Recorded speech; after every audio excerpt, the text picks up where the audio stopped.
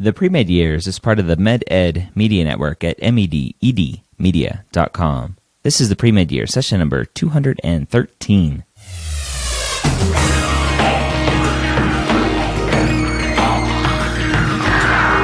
Hello and welcome to the two-time Academy Award-nominated podcast, The Pre-Med Years, where we believe that collaboration, not competition, is key to your pre-med success.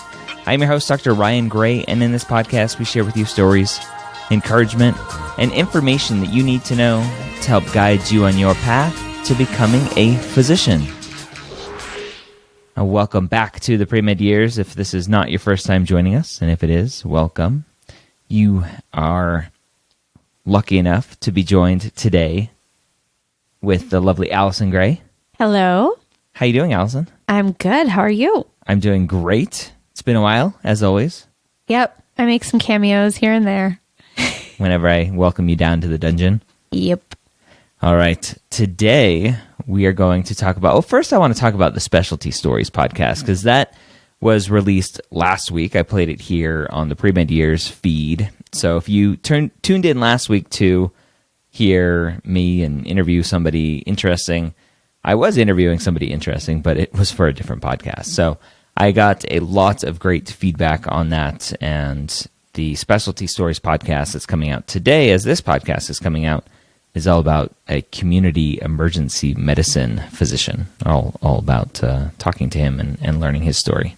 So that should be good. Nice. I think it's really cool how you're having physicians from different parts of the practice. In other words, you have people from the community, you have people from academics. It's good. It's different. Yeah. I think one of the things that I realized at some point when I was in medical school, when we were in medical school, and I was still on the ortho train, realizing that what I was experiencing on my ortho rotations didn't necessarily have to be what my life looked like. The attendings that were working crazy hours and on call all the time, they were in an academic setting. And so it's much busier than a community hospital where maybe you're strictly outpatient and you go into a surgical center and do your surgeries whenever you want, 1 day a week or 2 days a week.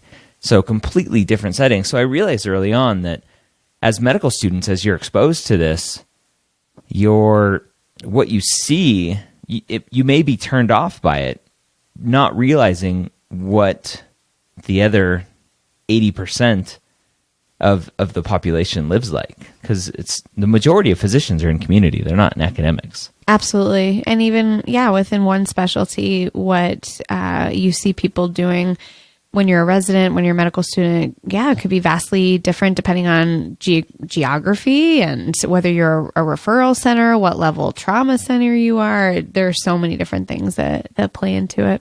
Yeah.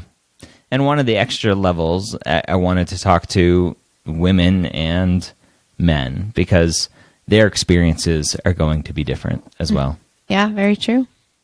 Good stuff. I'm excited. I'm excited to hear from my colleagues in other areas of medicine and surgery.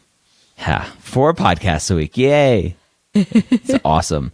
One quick announcement. As we're recording this, it's December 20th, 2016.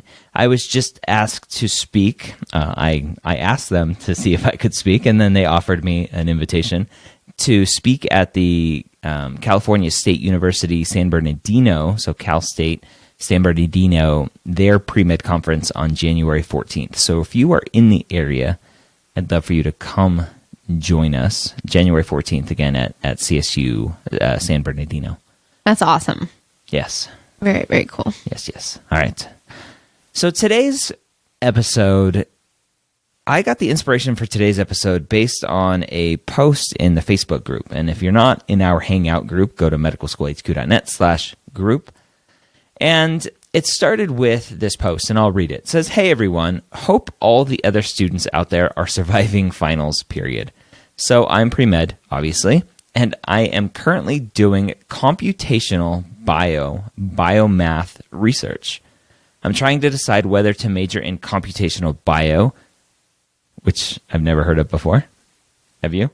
No, but anything computational, I probably don't know anything about. Yeah. Smart people. Or philosophy. I've heard of that one. Yes. Completely opposite ends of the spectrum. I said this in a previous post, but I find both to be fascinating. I think comp bio would give me a stronger quantitative skills, but philosophy would bolster my humanities background. My mom thinks that majoring in comp bio would make my app more cohesive and thus more appealing to med schools than if I majored in philosophy. Does this actually play into application considerations? Thoughts? When you went to undergrad, how did you decide what you were going to major in? I really liked everything in high school. I liked all of my subjects. I was, again, one of those weird people that really liked school and blah, blah, blah. But I really, really liked science especially. And so I just really knew that I wanted to focus on science. And then the cool thing about McGill was that you could actually choose physiology, which was human science, because I was always more interested in the human body than I was in like plants and, rocks and... You don't care how plants get it on? Well, not really. I just like eating plants and having flowers delivered, and but yeah. So that was pretty much it. I was really interested in human-based science and wanted to learn about the human body, and so it was great because a lot of United States schools at that time didn't offer physiology as a major. So that was pretty easy for me, actually. Yeah. I think I was the same way. I don't mean it was an easy major. I mean, it was an easy decision. Let me be clear. Oh, so you picked your major based on how easy it was going to be. No. And in fact, physiology is not easy. Yeah. Very interesting, but yeah. Yeah, I did the same thing. I knew that I was pre-med. I wanted to go to medical school, and I didn't want to major in chemistry, biology, microbiology. Again, that stuff was boring to me because it wasn't applicable to what I wanted to do in life. Mm-hmm. So I majored in exercise physiology, which kind of combined my passion of exercise too. Yeah, cool. It was a very practical thing to do. Practical. And when you look at the major and all the course requirements, it's like, oh, that's a med school requirement. That's a med school requirement. So there weren't a lot of other things that I had to take. So. But that's interesting though, because I think that there is this philosophy that when you go to undergrad, you should really explore and you should diversify yourself. And that's why a lot of these schools now have distribution requirements too. Did you have those? Oh, yeah. Yeah. Gen Ed. Yeah, we didn't have that. But I still chose to. Well, it's more European style where you just have classes that are focused on what you're studying. And I didn't even have a requirement for an English class, but I knew that for pre-med I was going to need English, and I really wanted to make sure I didn't forget how to write a paper and forget how to, speak English well, I guess. So I took English. I took Greek mythology, which was fascinating, and I loved it. And I took some other things, but there were very few electives. So you picked your major based on what you liked and what you enjoyed and what you were interested in. Did the thought ever cross your mind, this major will look good to medical schools? Yeah, I think so. I definitely had been interested. I think at the time, honestly, I thought, gosh, I think it would be really cool to be a doctor. It would also maybe be really cool to be a lawyer. But those were kind of the two things in my mind. And I was I came from a very science heavy family and again, the human body interest. So I think it was more like the lawyer thing got, sifted down to the bottom. But yes, I probably, very early on thought, yes, being a doctor would be great. And I would love to do that. I think that would be a great career to pursue. And in my undergrad program, a lot of kids identify themselves pretty early on as pre-med. And so I thought, yeah, physiology, that would work. I don't think I was smart enough at that point to think about what medical schools would want to see. And I think that helped me.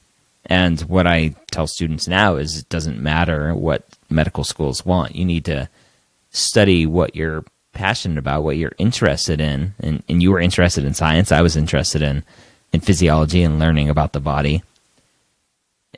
when you study something you're interested in, it shows in your grades. It shows during your interviews when you're talking about it. It shows in your applications when you're writing about it.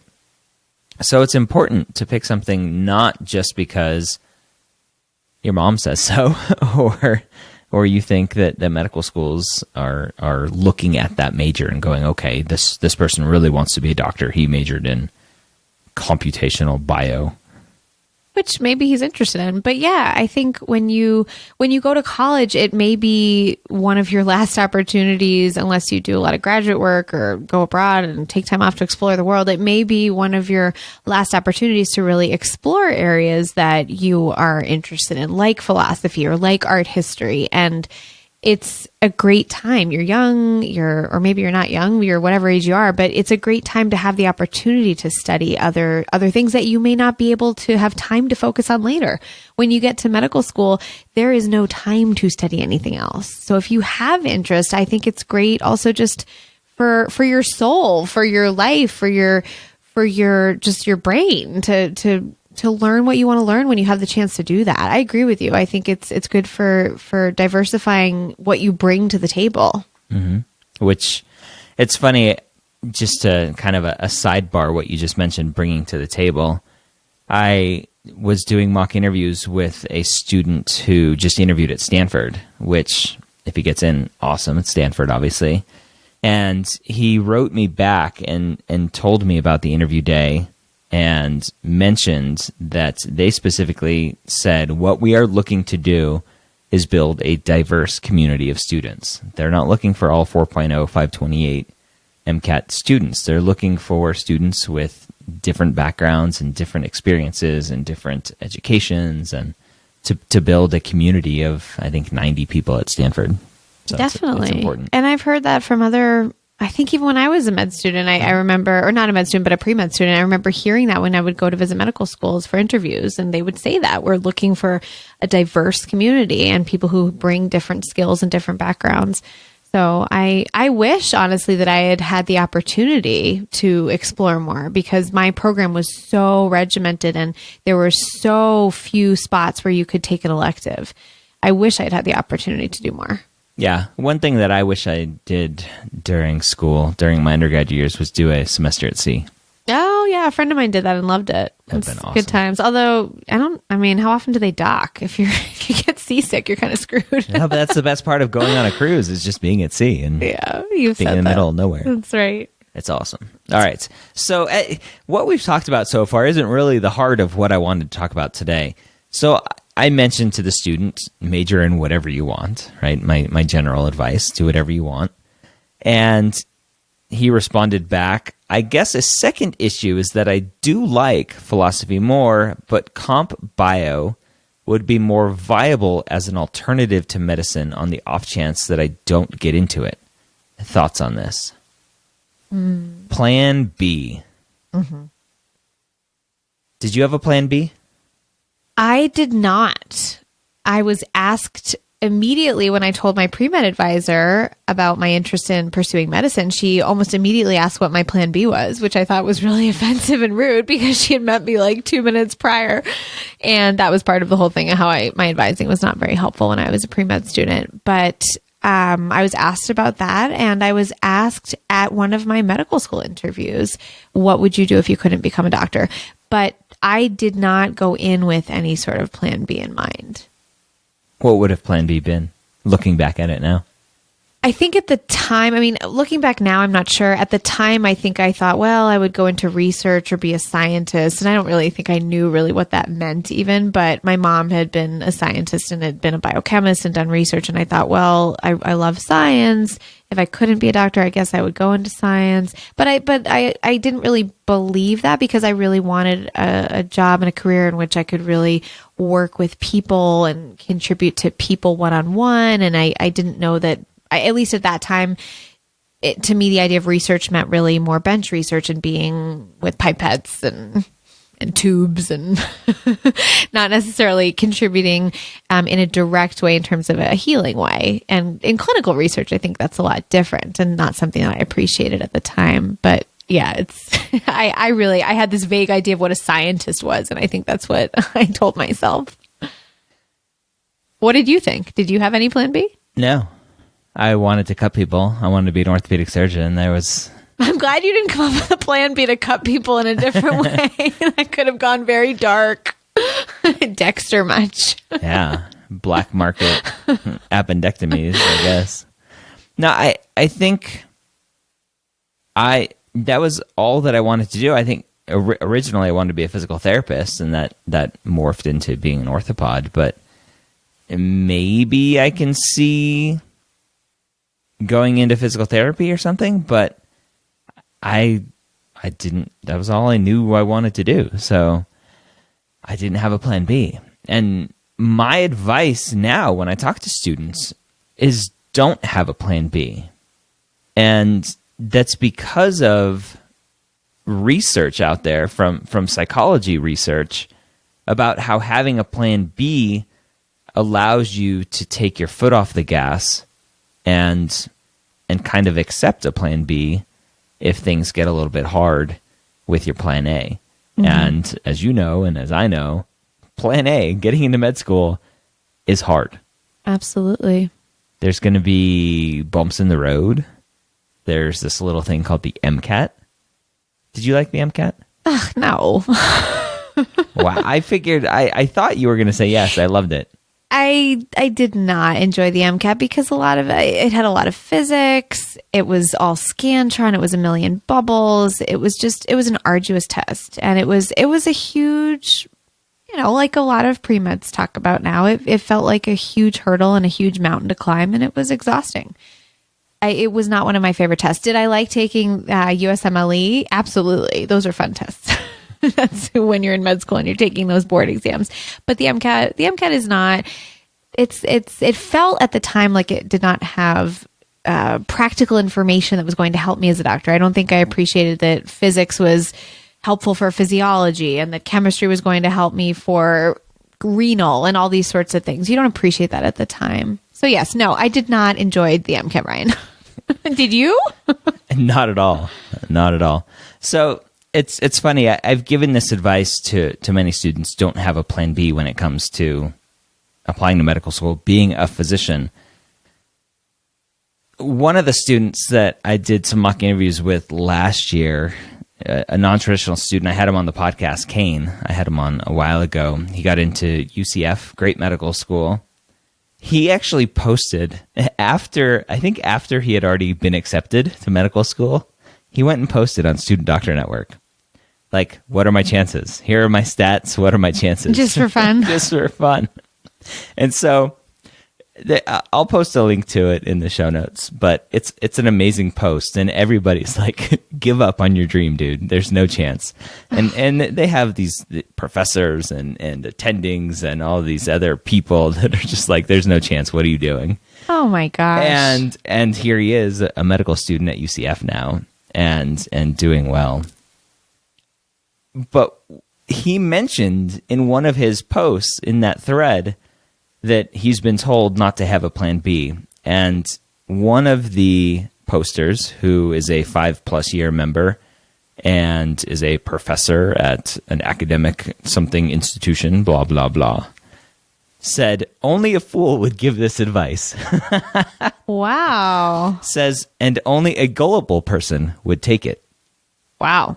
That's Student Doctor Network for you. Oh my goodness. So Says, negative. No good surgeon ever goes into an OR with only a plan A.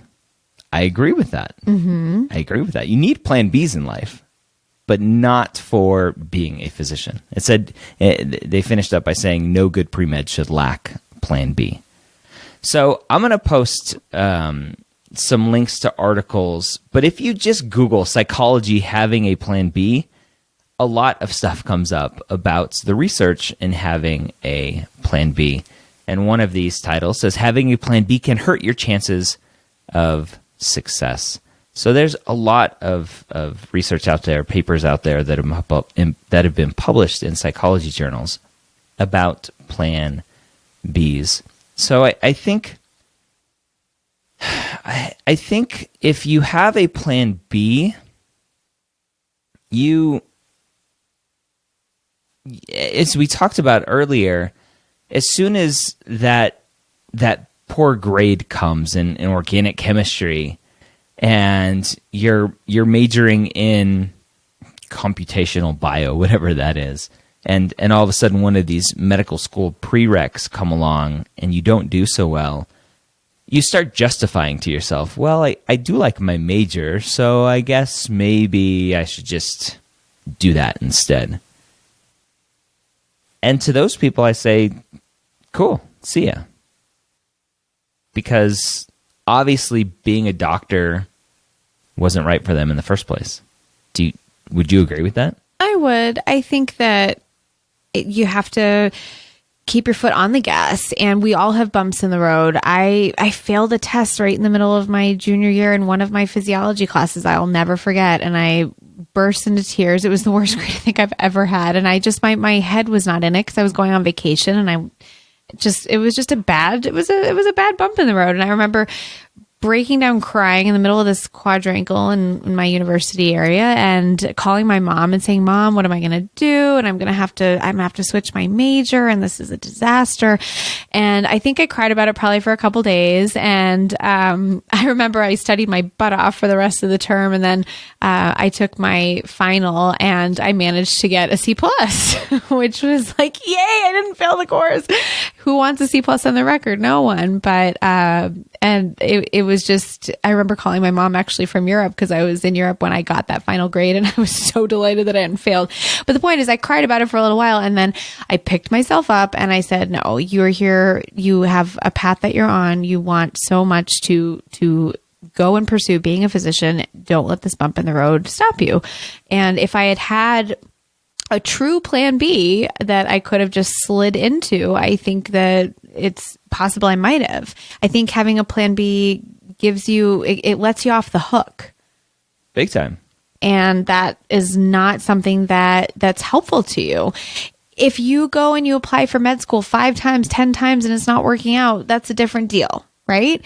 But if you... That's what Caribbean schools are for. Well, if you apply and it doesn't work out, that clearly does not mean that you can't be a doctor. And we've had people who've been on this show, or people that you've advised, people who we've talked to and know who have applied 3 times and gotten in.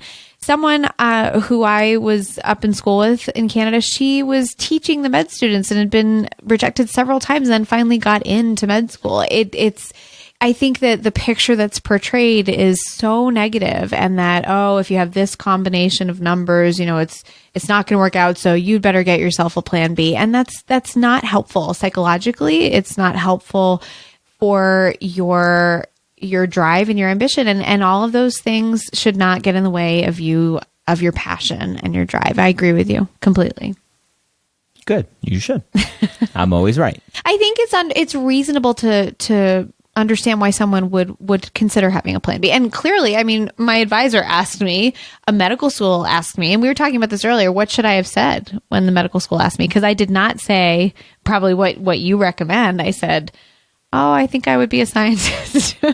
Yeah. No, the answer is I'll figure out what I need to do to get in, and I'll reapply. Mm-hmm. Yeah, being a physician is a calling. Like it is. You get to that choice, to this decision, by figuring out that there's nothing else that you want to do. Mm-hmm. Yep. And so if you have a plan B, you haven't gone down that algorithm yet. Mm-hmm. And if you do decide to be a physician and you haven't gone down that algorithm, you may be one of the majority of physicians who are going to be burnt out. Mm-hmm. Because you truly aren't meant to be here. Yes, you have to, it becomes part of your identity. So it has to be something that you want, just like breathing, just like having a family, and as much as you want all the other things that we want in life. There was a student that I did mock interviews with this past year. She applied last cycle, I believe, had 6 or 7 interviews, didn't get in anywhere. Great student, underrepresented minority, female, and got great interviews at schools and didn't get in anywhere. Was waitlisted in one place, I think. And so did some mock interviews with me this year. She's, I think, up to 6 acceptances last time we checked. That's amazing. But the reason I bring that up is because I would ask her, why, a typical question I ask a student, why should we accept you? And she said, if you don't want my application on your desk again next year, then you should accept me. That's a great answer. It was hilarious and funny and showed me how serious she was. I think I coached her on how to change the answer a little bit, but I think that's a great answer. But it shows her dedication to say, you know what, this is what I'm supposed to be doing. Mm-hmm. So screw you if you're going to get in my way. Absolutely. And I think I gave the wrong answer back then. And I was too naive. I didn't know. I hadn't thought through this. I didn't have someone like you being helpful and advising me and telling me what, but it makes all the sense in the world, certainly looking back. So plan Bs in life, have them for careers. If you're on this path to be a physician, be on this path, that one path. No early exits, no breaks in the median for emergency vehicles to make U-turns on the highway. One path. Mm-hmm. I like it. One track. All right. Anything else you want to add? I think you said it. I think that's great. And I would tell the student who emailed you to pursue what he's interested in and not worry about what major the school is going to see, as long as he has his prerequisites in and he demonstrates that he has a lot of drive and wants to be a doctor, then that's what he needs. All right. There you have it. Spoken from Allison Gray. It's great to have you back. Thank you. I always love being here, Ryan Gray. Maybe you should come back more in 2017. Okay. All right. It's a deal. You heard it here first, folks. All right. I hope you got something informative out of this podcast.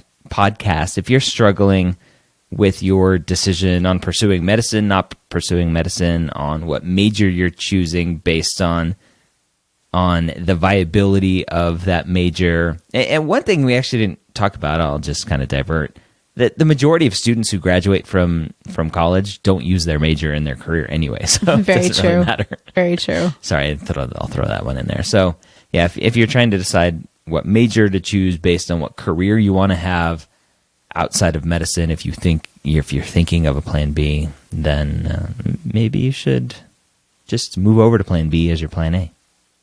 That's all right. It's okay to realize that medicine's not right for you. All right, so I want to thank our sponsor, Next Step Test Prep. If you are planning on taking the MCAT anytime soon or in the future, whenever you are, go check them out, nextsteptestprep.com. They're known for their one-on-one tutoring, and they have recently added an MCAT course, an online course that you take that has tons of videos and probably, I know, more information than those big box companies like Kaplan or Princeton Review. And guess what, Allison? What's that? It's cheaper. Nice. Win-win. So go check them out.